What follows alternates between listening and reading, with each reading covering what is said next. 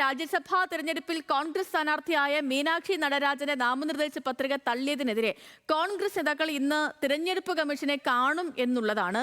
ഉച്ചയ്ക്ക് 12 മണിക്കാണ് കമ്മീഷൻ കൂടിക്കാഴ്ചയ്ക്ക് സമയം അനുവദിച്ചിരിക്കുന്നത്. പത്രിക തള്ളിയ നടപടി പുനഃപരിശോധിക്കണമെന്നാണ് നേതാക്കളുടെ ആവശ്യം. ഗൗതം വിവരങ്ങളുമായി ചേരുന്നുണ്ട് നാഷണൽ ഡെസ്കിൽ നിന്ന്. Gautam, good morning.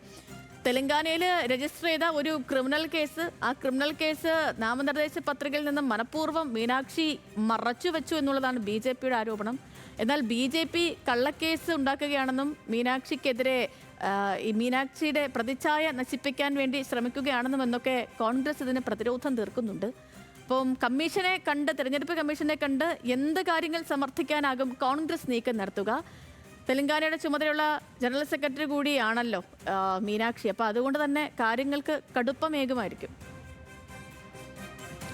ഇത് അങ്ങനെ തന്നെ വേണം മനസ്സിലാക്കാൻ. കാരണം കോൺഗ്രസിനെ സംബന്ധിച്ചിടത്തോളം മധ്യപ്രദേശിൽ നിന്ന് ജയിക്കാൻ കഴിയുന്ന ഒരു സീറ്റിലാണ് ഇപ്പോൾ ഈ ഒരു പ്രതിസന്ധി ഉണ്ടായിരിക്കുന്നത്. BJP സംബന്ധിച്ചിടത്തോളം ഇപ്പോൾ തന്നെ അവർ വിജയിച്ചു നിൽക്കുന്ന അവസ്ഥയിലാണുള്ളത്. 3 സീറ്റുകളിൽ 3 നേടാനുള്ള സാഹചര്യം ഉണ്ടായിരിക്കുന്നു. മഹേഷ് കേവത്ത് ഇപ്പോൾ ഇതില്ലാതെ തിരഞ്ഞെടുക്കപ്പെട്ടിരിക്കുന്നു. പത്രിക തള്ളിയതോടുകൂടി തന്നെ അത്തരത്തിലൊരു രാഷ്ട്രീയ സാഹചര്യം രൂപപ്പെട്ട് കഴിഞ്ഞു. പക്ഷേ കോൺഗ്രസിനെ സംബന്ധിച്ചിടത്തോളം അഭിമാനകരമായ ഒരു പോരാട്ടം കൂടിയാണിത്. കാരണം നമുക്കറിയാം, നിലവിൽ നടന്നുകൊണ്ടിരിക്കുന്ന രാഷ്ട്രീയ തെരഞ്ഞെടുപ്പുകൾക്കകത്തൊക്കെ തന്നെ ഇത്തരത്തിൽ തെരഞ്ഞെടുപ്പ് കമ്മീഷന്റെ സഹായത്തോടു കൂടി BJP വിജയം ആവർത്തിക്കുന്ന സാഹചര്യം നിലനിൽക്കുന്നു എന്നുള്ള ആരോപണം ശക്തമായി കോൺഗ്രസ് ഉന്നയിക്കുന്ന സാഹചര്യത്തിലാണ് രാജ്യസഭാ തെരഞ്ഞെടുപ്പിലേക്ക് കൂടി ഇത്തരത്തിലുള്ളൊരു മാറ്റം ഉണ്ടാകുന്നത്, അല്ലെങ്കിൽ ഇത്തരത്തിലൊരു പ്രതിസന്ധി ഉണ്ടാകുന്നത്.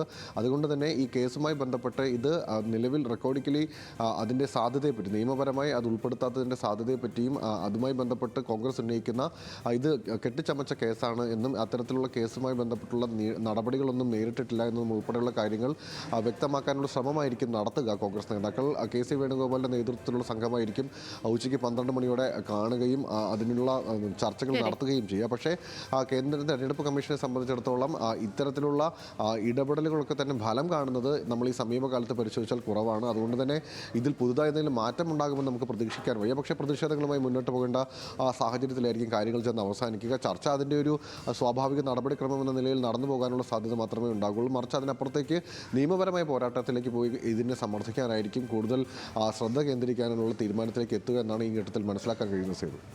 ഓക്കെ, ഗൗതമാണ് വിവരങ്ങൾ നൽകിയത്.